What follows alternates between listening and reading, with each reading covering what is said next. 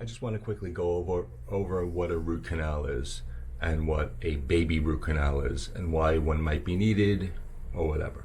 All right, so I have this cheesy model of a tooth right here, and I'll let you see what I'm talking about.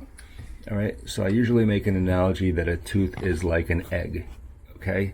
You have the eggshell on the outside, then the egg white in the middle, and then the yolk in the center.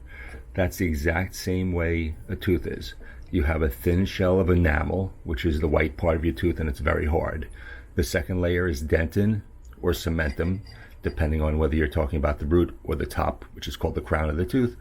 And then finally, the same part is what would be the analogy to the yolk is the nerve in the center, okay? If you get a cavity by definition is decay that's gone past the enamel into the second layer of the tooth, which is a dentin, and at which point you have to fix it, okay? If it keeps going, it gets into the nerve of the tooth, which is this red part. So what happens when it gets into the nerve of the tooth? Well, it usually really hurts quite a bit, okay? Sometimes you can get an infection, so you need what's called the root canal. What is that? That's where they take out the nerve of the tooth. They give you some Novocaine.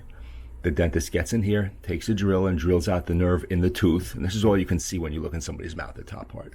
Then they take these little files, and they take a file and they file all the way down into the end of the root, right down there. Now this is empty. Now there's no more nerve tissue in there. So they put, it's an inert, like it's called gutta percha. They put something in there that's not alive, that seals it off. So, and some teeth in the back have 2 or 3 roots even. So they clean out the whole part of the nerve up here. They file down into 1 or 2 of these. They put some medicine in there that seals it off. And that's the end. That's what a root canal is. Sometimes it takes more than 1 visit because there's multiple roots.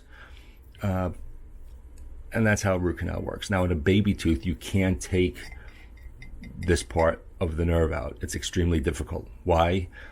I often give the analogy of having like a lobster. If you've ever eaten a lobster, the lobster tail, the meat's really easy to get out. But the little side legs, side claws, I don't even know what you call them. On a lobster, you can't really get the meat out. It's very difficult because they're too skinny. Same thing. An adult tooth has a pretty fat nerve. They can file it out. On a baby tooth, this is so skinny that it's almost impossible to take a file and file that out. So what you do is a partial nerve removal.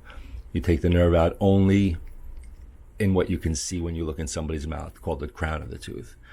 And what you're hoping is that the remainder of the nerve can just be left there. I'm simplifying it, but you put something called formicreosol in there, and there are other things you could put these days, but it kind of mummifies the tissue.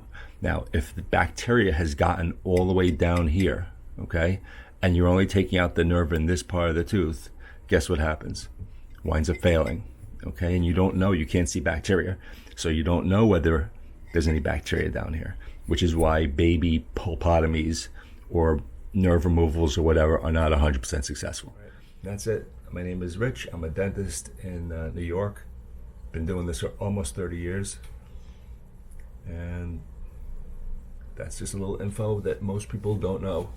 No matter how educated or not educated they are, it's something that's just not common knowledge. So I figured I would give you a little insight.